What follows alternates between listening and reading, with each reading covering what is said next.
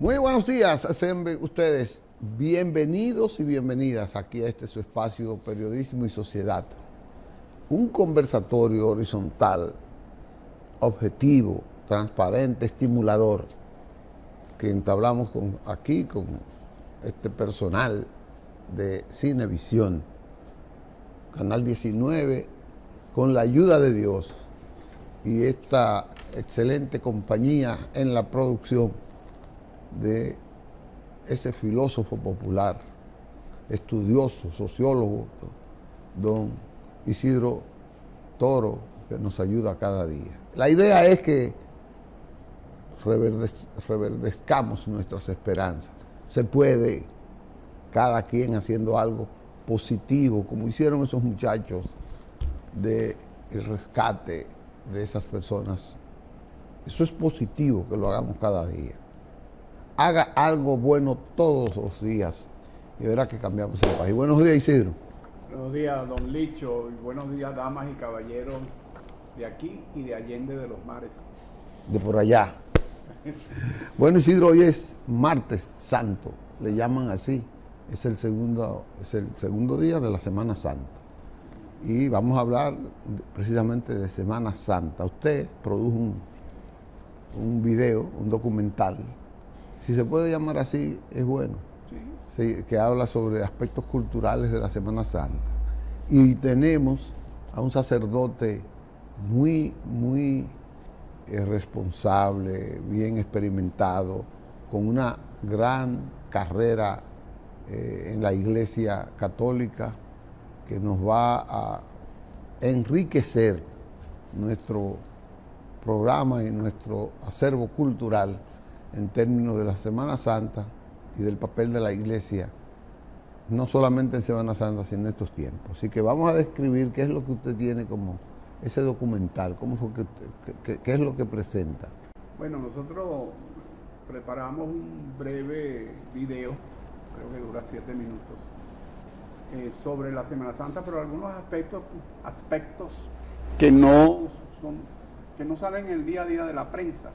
Por ejemplo, el origen de la Semana Santa, lo del año Dominis, que siempre se dice año Dominis, que es el año del Señor, cómo se instituyó el año Dominis, cómo se suplantó el año Dominis sobre el año Diocleciano, que era el emperador que estableció esa cronología. Y otros aspectos más locales, inclusive de las comidas, la gastronomía de Semana Santa, que es un tema muy interesante. Eso vi. Ahí está algo de su pueblo de San José de Ocoa. La bichuela con dulce, no, y la java con dulce. No, y el cheché. El cheché no es... No, el cheché no es de allá, el cheché es de San Juan. No, ok. Sí. Pero bueno, están cerquita. De allá la java con dulce, la bichuela con dulce. Java con dulce, la bichuela con dulce. Porque la Semana Santa es una expresión social, cultural del pueblo, que comenzó a manifestarse inclusive con organización, por supuesto, de la iglesia de su momento, pero no con los ritos y con la organización que después le instituyó la iglesia ya formalmente organizada. Lo vamos a ver. Sí. Manuel, vamos a ver con el documental Semana Santa de Isidro Toro.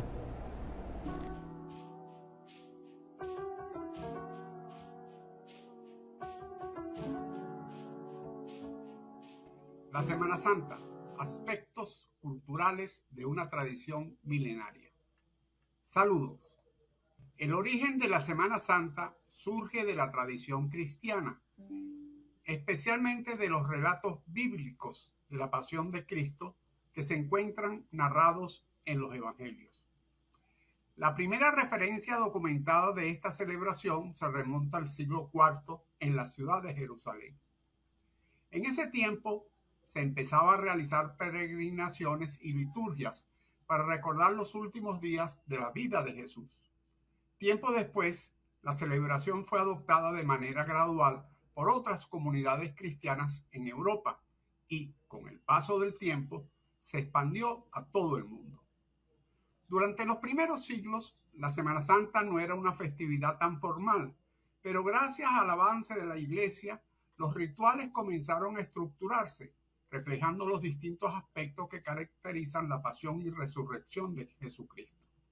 Esta manifestación tomó mayor fuerza con el establecimiento de diversas costumbres, como las procesiones y las representaciones teatrales de los eventos bíblicos, mismas que han hecho de esta festividad un pilar fundamental del calendario litúrgico cristiano.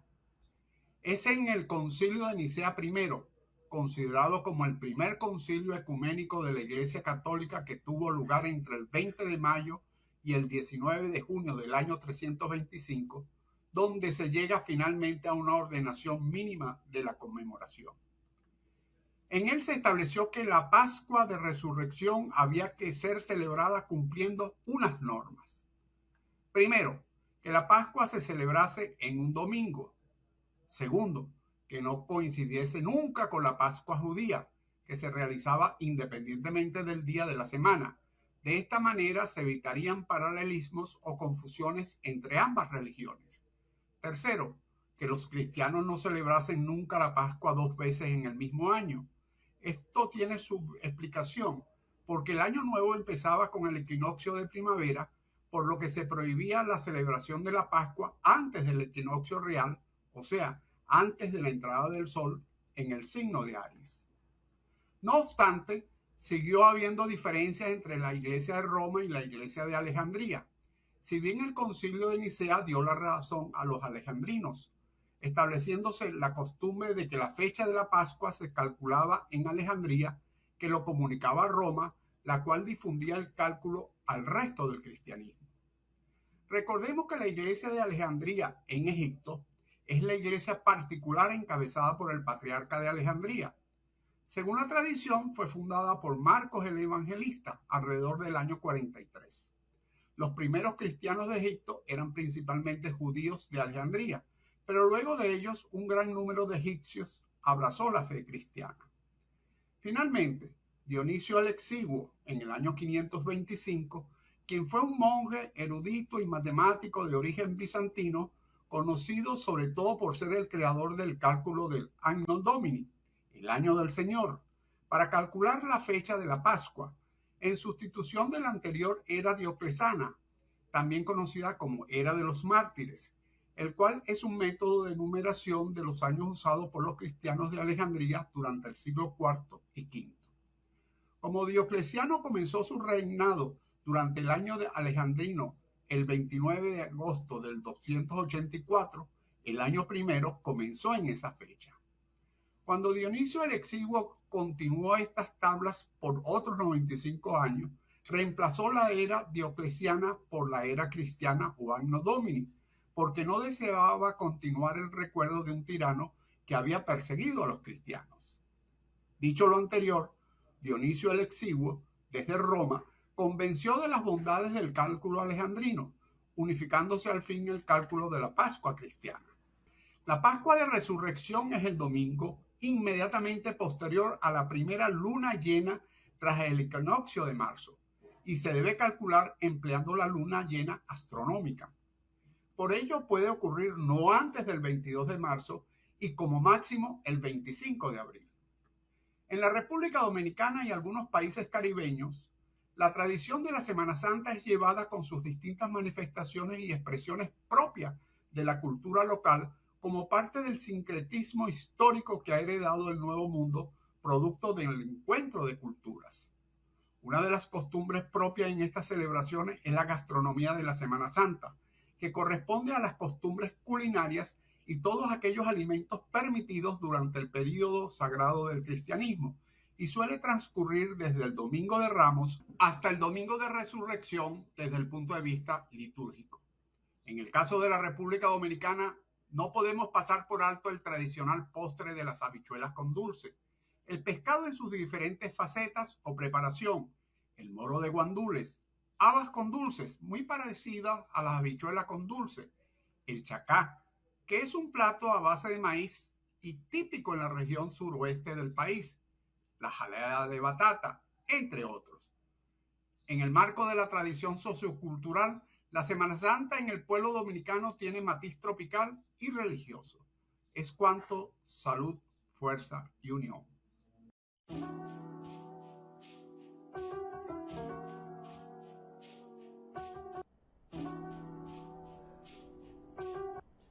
Bien, este documental de don Isidro para mí me luce enriquecedor.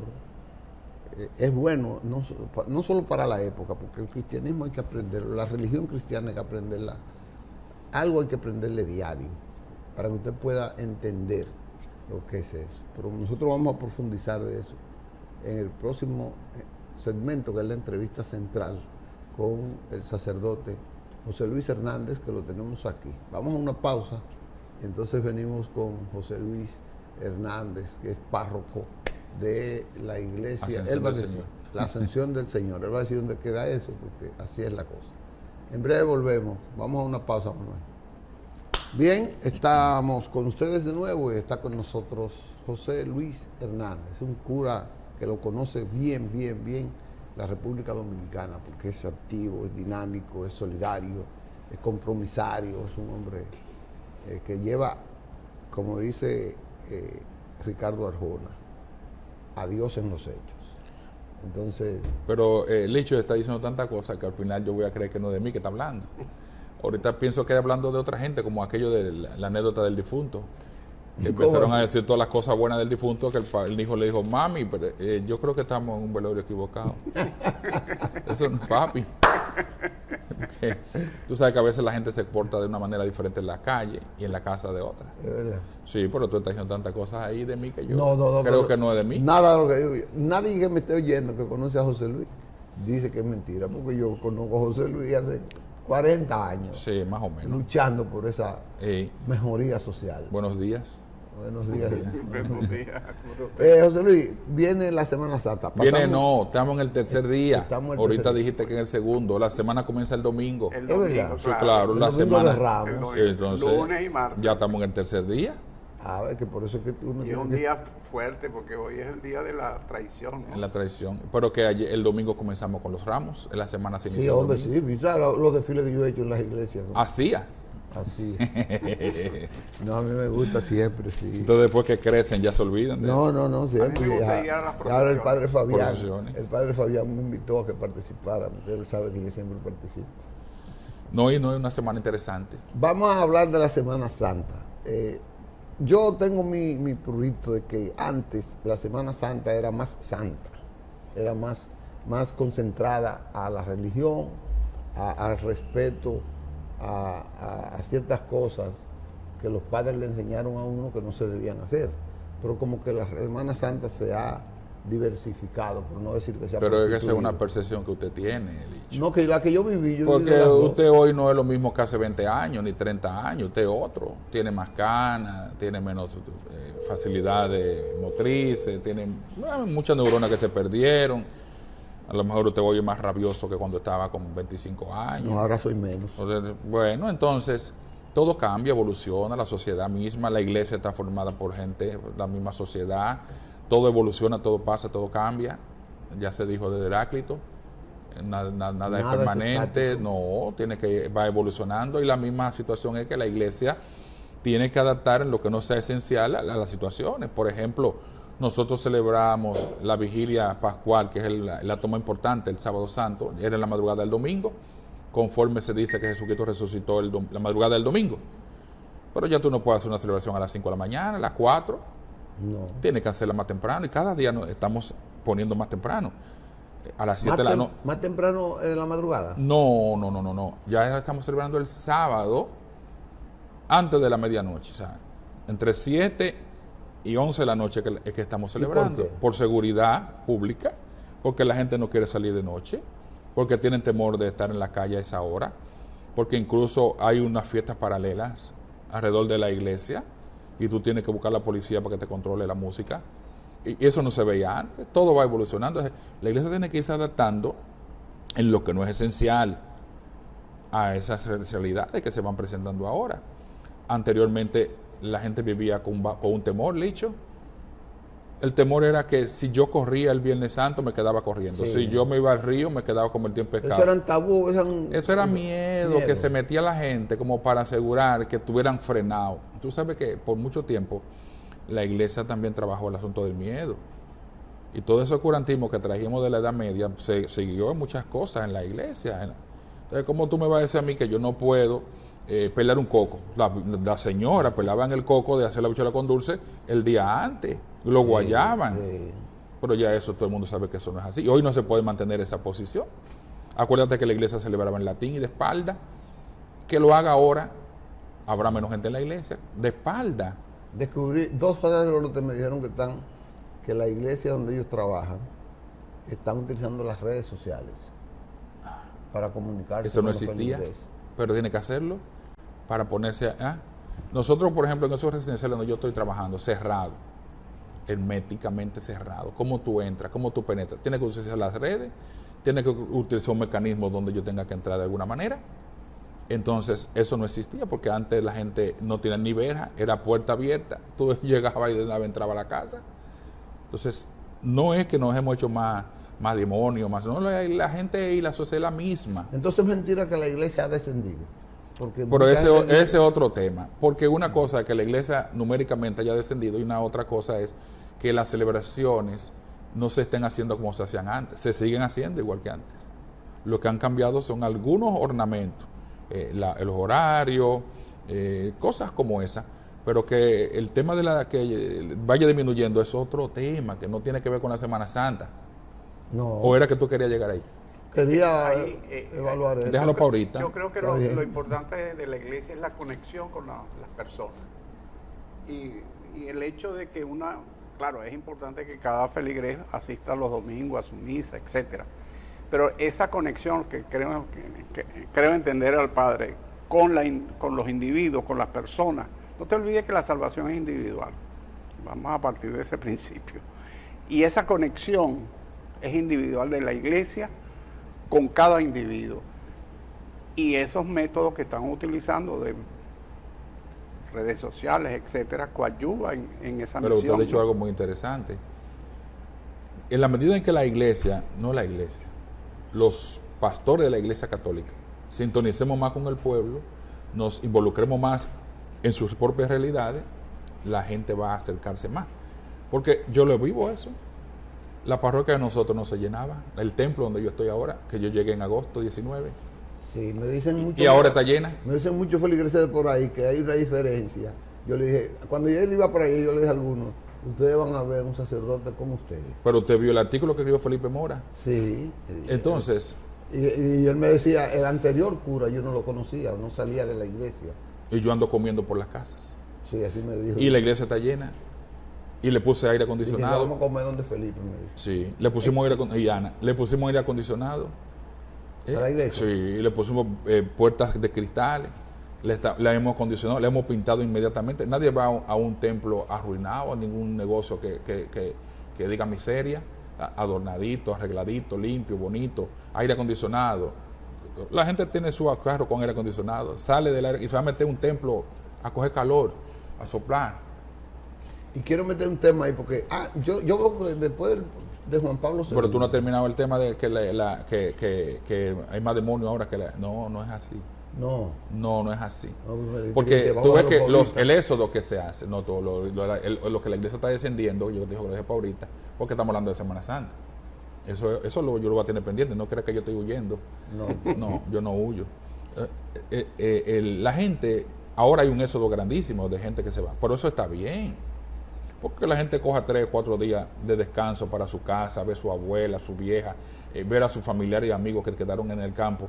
Y se vayan en el río, que no tienen la posibilidad aquí. Dime, eso está bien. Ahora, que hagan posible también sacarles un momentico a la celebración y vayan a la celebración. Me bañé en el río, pero a la tarde o en la noche yo estuve en la celebración. Correcto. José Luis, la Semana Santa comienza el domingo, sí, o el domingo de Ramos. Ajá. Entonces, vamos a ver qué significan esos días. Bueno, el Domingo de Ramos nosotros celebramos la entrada triunfal, rememoramos la entrada triunfal de Jesús en Jerusalén, la aclamación del pueblo reconocido como rey en cumplimiento de una profecía de Sofonías, me parece que habla de ese rey montado en un burrito. Y con ello ya entonces se va acercando al final de su vida terrena. Entonces, la iglesia organiza, conforme a lo que dicen las Sagradas Escrituras en los Evangelios, lo que ocurrió con él desde lo que fue la entrega, el apresamiento, la entrega a Pilato. Ahí todavía él no ha...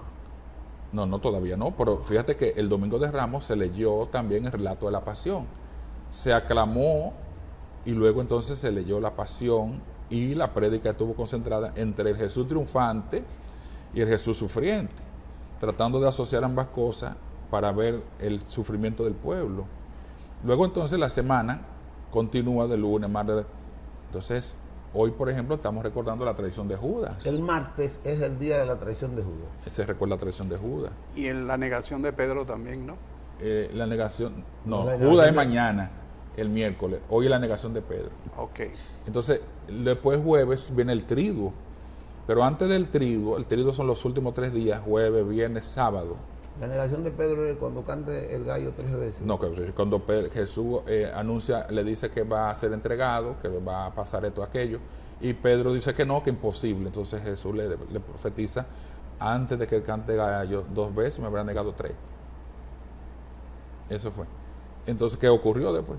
Entonces, ya el jueves, en la tarde, comienza el triduo con la solemnidad de la Cena del Señor.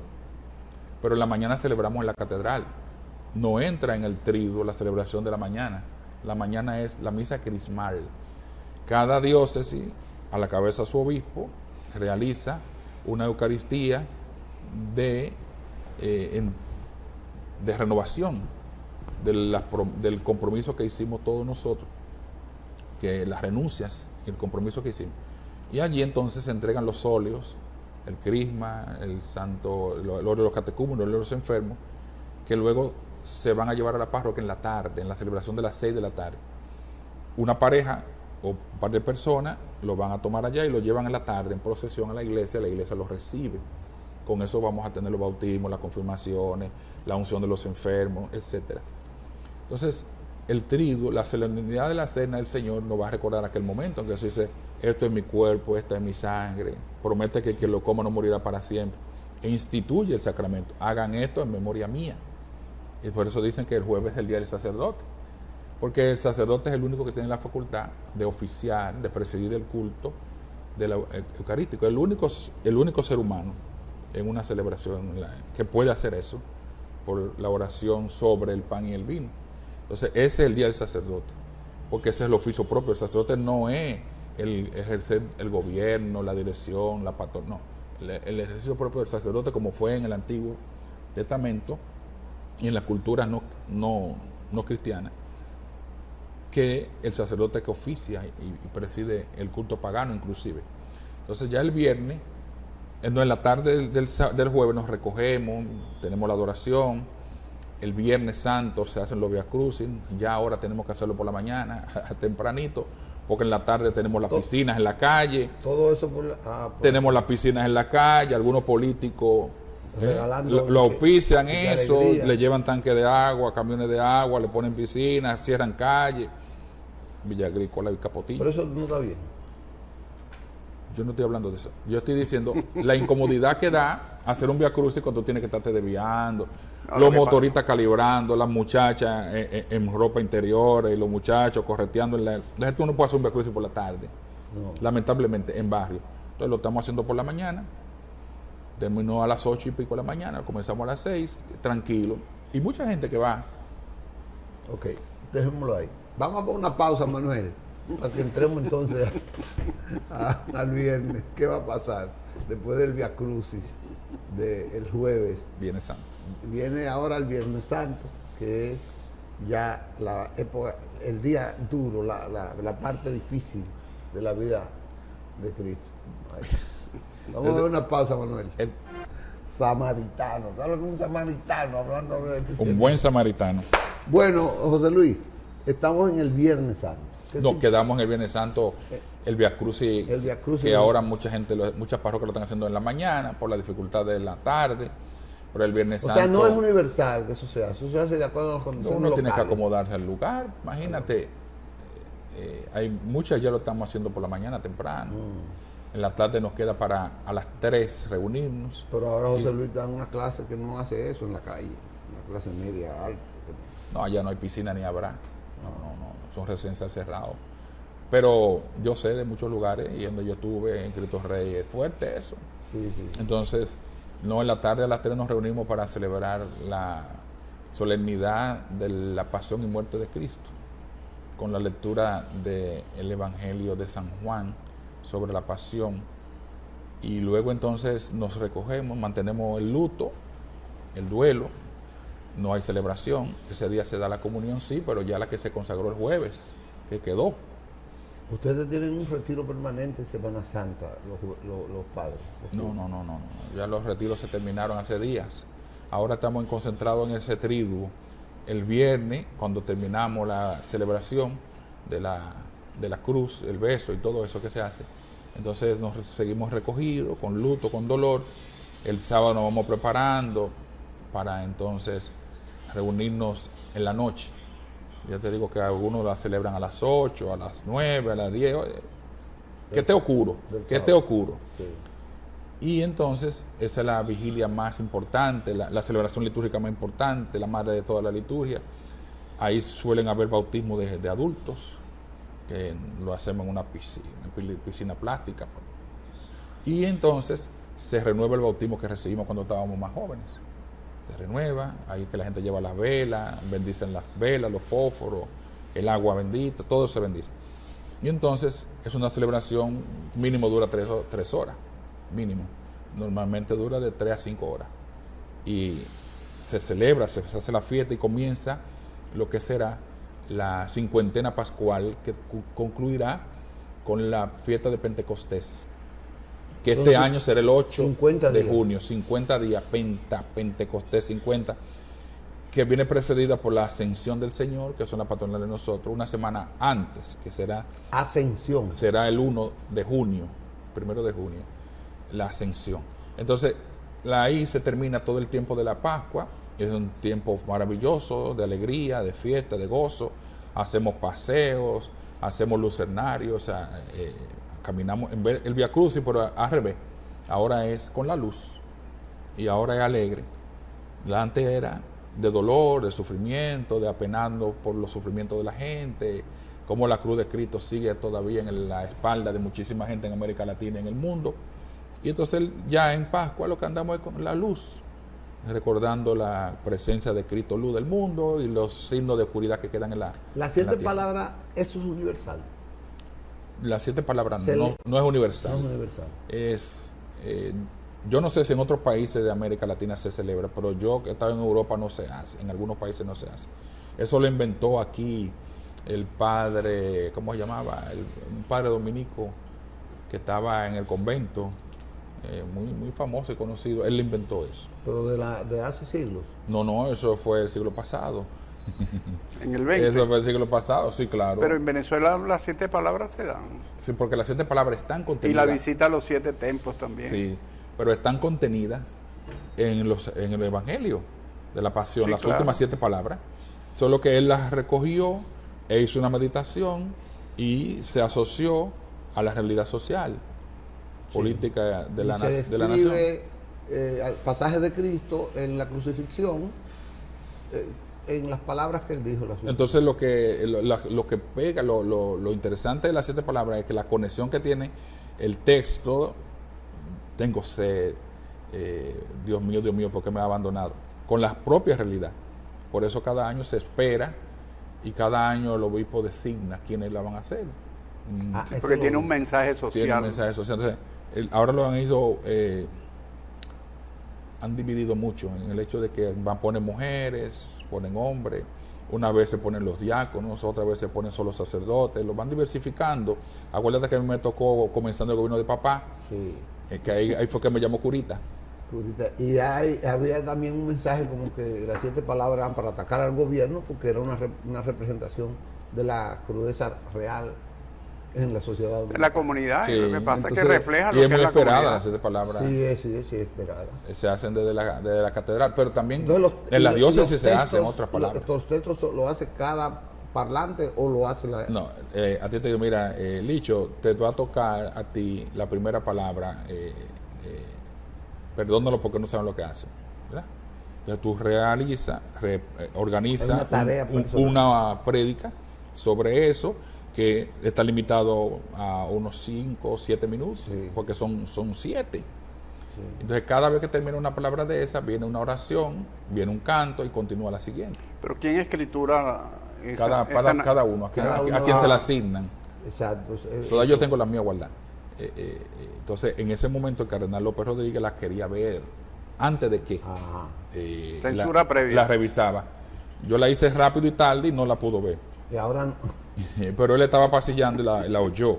La oyó. Cuando se armó la controversia con el presidente Hipólito, entonces, que me llamó Curita, entonces el cardenal nos apoyó a nosotros, lo que dijimos esas palabras, porque estábamos concentrados en que el gobierno tenía que ponerse a trabajar y no estar mirando para atrás, criticando a los otros, como normalmente se hace, de que están Sí, mirando hombre, que sí. lo que dejaron, lo que ya es hora. Además, los gobiernos hay que hacerle ver que eso no es una crítica real al gobierno, sino al sistema. Es una ayuda. No, es un una llamado ayuda de al atención, es gobierno. una ayuda. Es una ayuda. Si a mí me dicen, mira, Isidro, estás caminando mal por lo que sea, estás cojeando, tú vas al médico. Ahora, si nadie me lo dice, sigo cojeando como normal. Correcto.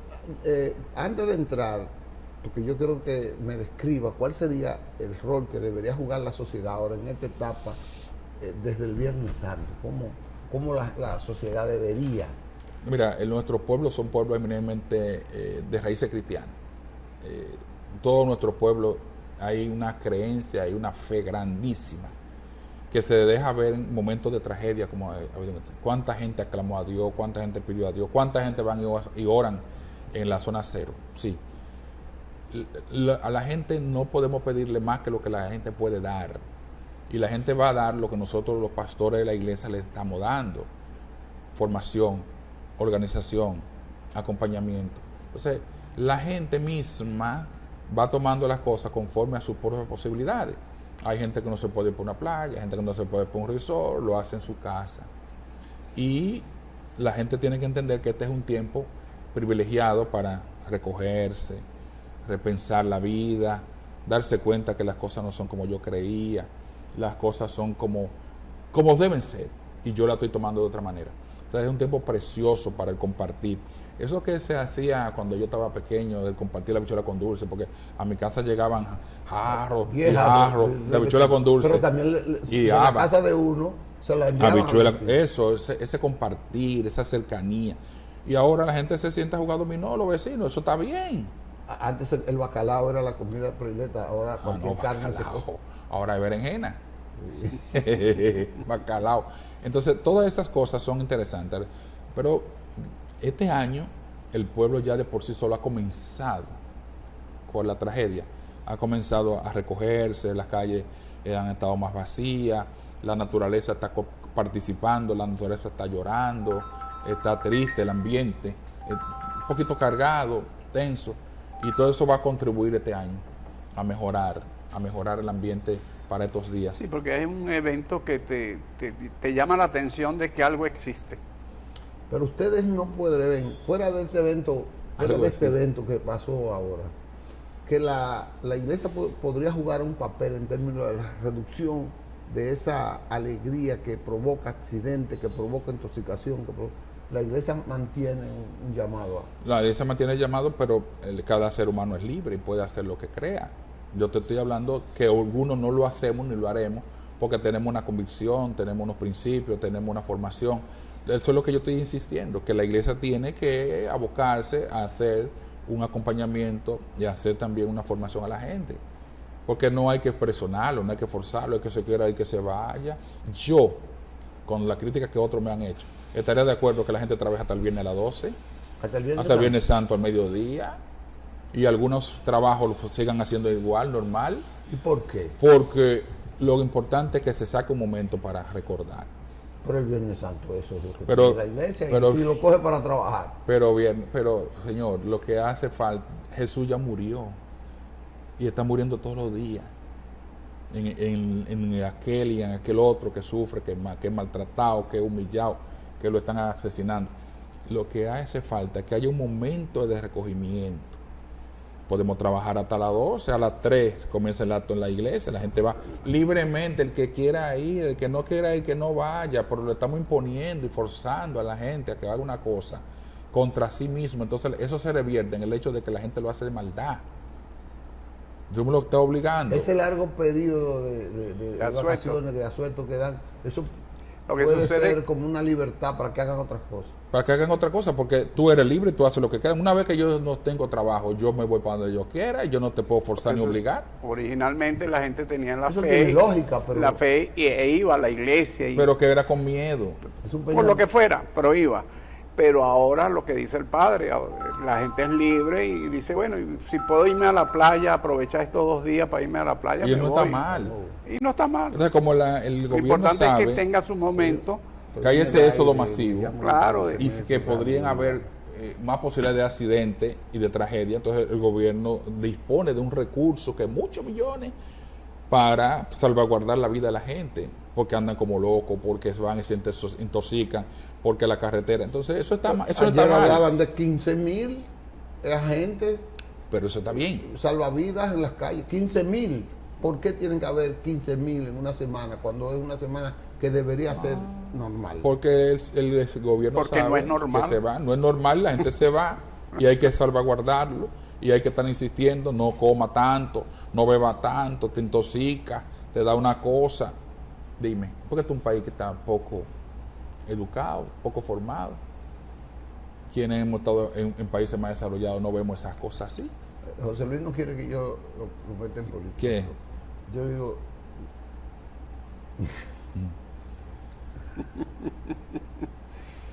Pregunta lo que tú quieras. Lucho. Móntese en el Pregunta. tobogán y láncese por el Pregunta tobogán. lo que tú quieras. no, que José Luis, Eche pa'lante. la iglesia antes, contra, yo la veía que era más incisiva, Ujú, con problemas cardinales. ujú. Y yo la veo ahora como que no está tan... Sí. ¿Sería que la teología de la liberación les dio miedo? La Toda de O Liberación fue una- la apagaron, ¿verdad? Ya desde Juan Pablo II ya mandaron a parar eso.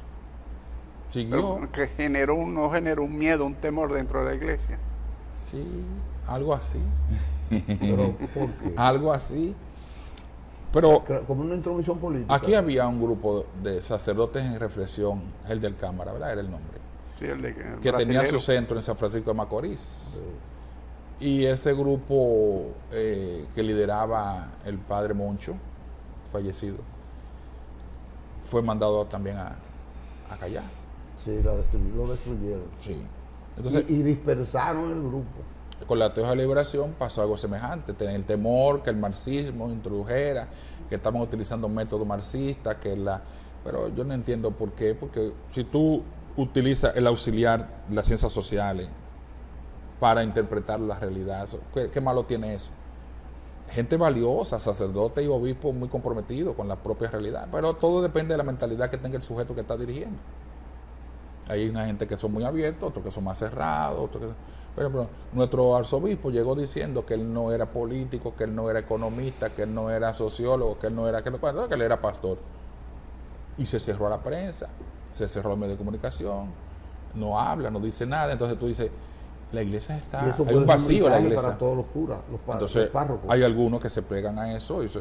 Si el que pone la música, el que tiene la varita de la orquesta, dice eso, yo me recojo, no sea cosa que yo meta la pata. Sí. Que todo el mundo no tiene la Pero es un capacidad de retroceso, hablar abiertamente. Es un retroceso para la sociedad. Si tú puedes llamarlo retroceso, yo no le llamo retroceso. Esa es una situación momentánea. Eso va a cambiar. Depende cuando venga otra persona que dirija la iglesia en la arquidiócesis. Hay una Puede dinámica. cambiar. Eso Una cambia. Y ya está bueno. Un flujo, un reflujo, todo eso es así. Las olas suben, bajan. Eso es natural. Que pase. Ahora, lo que nosotros tenemos que tener una convicción propia personal de que lo que tú piensas, lo que tú crees, tú lo puedas mantener por encima de quien sea. Pero la iglesia se mete de lleno a la educación y traza pauta en la educación. Traza para la educación, pero no transmite. ¿Cómo que no? No. ¿En qué está la iglesia metida? En la educación. acompañando, dirigiendo colegios, escuelas, sí, pero ¿qué le decimos? Pero el rumor público es que hay temas que la iglesia los retrae. Pero el dicho, yo tenía el San Pablo, 1.300 estudiantes, desde básica hasta bachillerato, y no teníamos un grupo de jóvenes. O sea, de esos que estaban en la escuela, no había uno solo que participara de la actividad de la iglesia, y teniendo esos niños no teníamos una guilla. O sea, ahí yo tuve también una falta, que no cautivé a alguno de esos para introducirlo a la iglesia. Nosotros estamos hablando, estamos acompañando, pero no estamos llegando al corazón de la gente. Entonces, tenemos la escuela, tenemos los colegios, tenemos la escuela. No está llegando al corazón de la gente. O sea, no le está convenciendo. Es que para tú llegar al corazón y a la conciencia de la gente, tiene que partir de los intereses de esa gente. ¿Cómo que ustedes los políticos? Pero ¿cómo los políticos ustedes hacen? Interpretar lo que la gente quiere, interpretar los sentimientos, explotar los sentimientos de la gente. Y nosotros no sabemos interpretar lo que la gente quiere y meternos por donde la gente va. Entonces andamos por este carril y la gente anda por allá. Nunca nos vamos a encontrar. Por eso el lenguaje de los curas. Por eso es que mucha gente de la iglesia no está acercándose a la iglesia. Exactamente. Entonces, ¿qué ocurre? Que nosotros tenemos un lenguaje desfasado o no sintonizamos. Porque la gente tiene una jerga, los jóvenes tienen un vocabulario y nosotros tenemos otro y no nos entendemos. No nos entendemos y por eso tampoco hay muchos jóvenes. Pero no solamente es un tema de vocabulario, sino de concepto. Que el vocabulario refleja un concepto quizás no entendible, la decodificación. Pero la iglesia puede jugar un papel moderador. Por supuesto, no, es que el concepto de la iglesia es el mismo concepto que busca la juventud y que busca cualquier ser humano. ¿Cuál es el concepto del ser humano? Su salvación, su felicidad, etcétera. Y eso es lo que busca la iglesia, ¿o no? Sí, pero tenemos que entrar en su propia realidad para entenderlo. Pero no, exacto, el decodificar los lenguajes, ahí es donde está el tema. Entonces, cuando yo predico, no le llego a la gente porque no me están entendiendo, o porque no estoy hablando de lo que a ellos les interesa, sino de lo que a mí me gusta. Como los locutores, que yo dirigí eso. Yo fui director de programación en ABC. Resulta que quieren poner la música que a ellos les gusta, y había que ayudarlo. No, así no. La que él quiere, la que a él le gusta, la gran. Entonces te tira 3 boleros juntos de lo que a él le gustan, no lo que la gente quiere. ¿Te entendido? Entonces a veces nosotros hablamos lo que nos interesa y no desfasado, divorciado de los intereses de la gente. Y lo único que puede salvar a la iglesia católica es bajar del púlpito. Que lo anoten. Lo único que puede salvar a la iglesia católica es ese grado de interiorización en el ambiente, en la realidad que vive la propia gente. Estar ahí donde está la gente. El pastor es lo que dijo el Papa, oler a oveja. Si no huele a oveja, la oveja no lo va a reconocer, porque no huele a ello, no lo entiende, no sabe, no cree. Le tiene miedo, cuando llega se manda a correr. Para eso tiene que hacerse una reflexión dentro de la iglesia. Y no la hace. Una autoevaluación, una autocrítica. Y tendría que venir una nueva carta. Que me llame. Creí que el padre Francisco iba a hacer una cosa, pero él llegó también muy mayor, aunque yo... Pues es que todos llegan mayores. Y ha hecho mucho. Sí. Ha hecho mucho. Mira, ya tenemos que irnos. Que el tiempo con José Luis es muy corto siempre. Hay que hacer otro programa. Muchas cosas de hablar. No tiene que ser, agradezco que no yo, tiene que ser Semana Santa para que venga. Le agradezco mucho que él siempre está dispuesto a venir al programa. Así que. Dicho, yo voy a todos los medios de comunicación, porque es que tampoco los sacerdotes no aparecen para ir a los medios de comunicación. Sí, para orientar. No van. Como lo ha hecho José Luis. No hoy. quieren ir. Sí, tienen miedo que hagan preguntas como la que tú me haces. No, tú lo haces. No. Bueno, gracias, José Luis. Espero que nos volvamos a ver pronto para seguir hablando de este cristianismo revolucionario, no en transformación radical de la sociedad, sino de la forma de pensar de la iglesia para ayudar a la sociedad a formar mejores ciudadanos. Muchas gracias. Eso es lo que perseguimos. Muchas gracias. Gracias, José Luis Hernández, párroco de Ascensión del Señor. Eso queda aquí. Residencial Carmen María. Carmen María, en la zona norte. No, República de Colombia. Eso es la zona norte del distrito. No, eso ya, casi la oeste. Isidro Toro y nosotros nos veremos mañana en otro programa. Gracias por estar con nosotros.